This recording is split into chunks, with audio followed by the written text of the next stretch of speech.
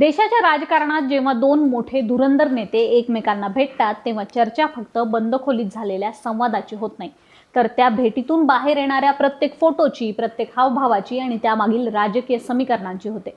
शरद पवार आणि पंतप्रधान नरेंद्र मोदी यांची संसदेत पंतप्रधानांच्या दालनात झालेली भेट सध्या अशाच एका मोठ्या राजकीय वादळाचं केंद्रबिंदू ठरली आहे. शरद पवार हे असे नेते आहेत जे सहजासहजी कोणाच्याही राजकीय पटलावर बसत नाहीत आणि आपली पुढची चाल कधीच उघड होऊ देत नाहीत. पण राजकारणात हवा कुठल्या दिशेनं वाहतीये हे ओळखून प्रत्येक पेचप्रसंगात स्वतःची राजकीय सोय कशी साधायची यात पवारांचा हात कोणीच धरू शकत नाही. इतिहास साक्षी आहे. पवारांनी नेहमीच ऐनवेळी अशी कार्ड्स खेळली आहेत की समोरचा मात झालाच म्हणून समजा.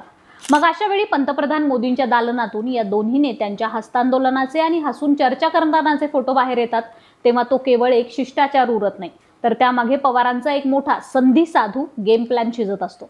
या एका भेटीमागचे काय आहेत विविध राजकीय आणि रणनैतिक अँगल सविस्तर जाणून घेऊया या व्हिडिओच्या माध्यमातून. नमस्कार, मी अनुजा आणि तुम्ही पाहताय कार्यारंभ.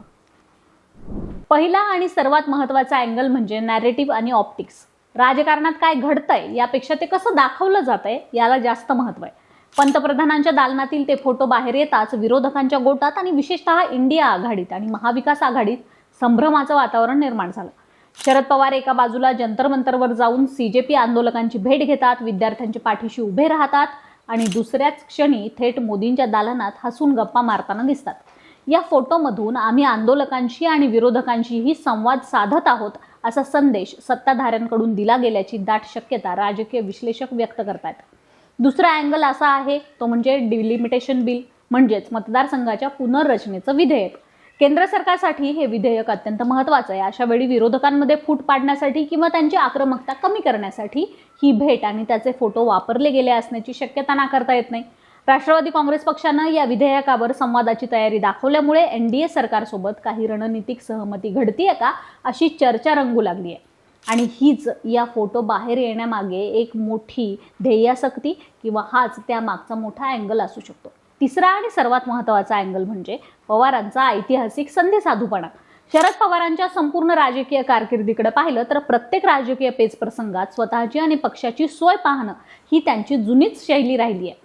1978 मध्ये वसंतदादा पाटलांचं सरकार पाडून पुलोदची स्थापना करणं असो, 1999 मध्ये सोनिया गांधींच्या परदेशी मूळ मुद्द्यावरून काँग्रेसमधून बाहेर पडत राष्ट्रवादीची स्थापना करणं असो, किंवा अवघ्या काही महिन्यातच त्याच काँग्रेससोबत पुन्हा सत्तेत बसणं असो, किंवा 2019च्या पहाटेच्या शपथविधीनंतर ऐनवेळी घेतलेली भूमिका आणि स्थापन केलेली महाविकास आघाडी असो, पवारांनी नेहमीच ऐन मोक्याच्या क्षणी स्वतःचं राजकीय वजन वाढवलंय. आताही CJP आंदोलकांच्या व्यासपीठावर जाऊन विद्यार्थ्यांचे पाठीराखण होणं आणि दुसऱ्याच क्षणी थेट मोदींच्या दालनात जाणं, यामागे पवार कोणती नवीन संधी साधू पाहतायत? एका बाजूला विरोधकांची धुरा सांभाळायची आणि दुसऱ्या बाजूला केंद्रातील सर्वोच्च सत्तेशी संवादाचे मार्ग उघडे ठेवून स्वतःभोवतीचं राजकीय वलय आणि दबाव सुरक्षित ठेवायचा हाच पवारांचा मास्टर संधी साधू गेम आहे.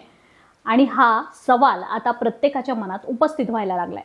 चौथा आणि अत्यंत सूक्ष्म अँगल म्हणजे मित्रपक्षांवर दबाव. महाराष्ट्राच्या राजकारणात जेव्हा जेव्हा नवीन समीकरणं आकाराला येतात तेव्हा अशा भेटींचे फोटो बाहेर येणं म्हणजे आपल्या मित्रपक्षांना, काँग्रेस आणि ठाकरे गटाला दिलेला एक अदृश्य इशारा असतो की आमचे सर्व मार्ग नेहमीच उघडे असतात. हे पवारांना सांगायचं तर नाही ना, असाही प्रश्न यातून निर्माण होतोय.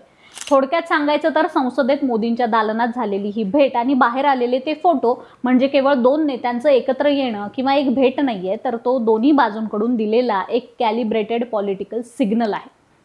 या संपूर्ण घडामोडींवर आणि या राजकीय अँगलवर तुमचं मत काय आहे? हे फोटो बाहेर येण्यामागे नेमका कोणाचा काय गेम प्लॅन असू शकतो? कमेंट करून नक्की सांगा. व्हिडिओ लाईक आणि शेअर करा. आपल्या कार्यारंभ चॅनलला नक्की सबस्क्राईब करा. कार्यारंभ डिजिटल या आमच्या Facebook आणि Insta पेजला देखील फॉलो करा. धन्यवाद.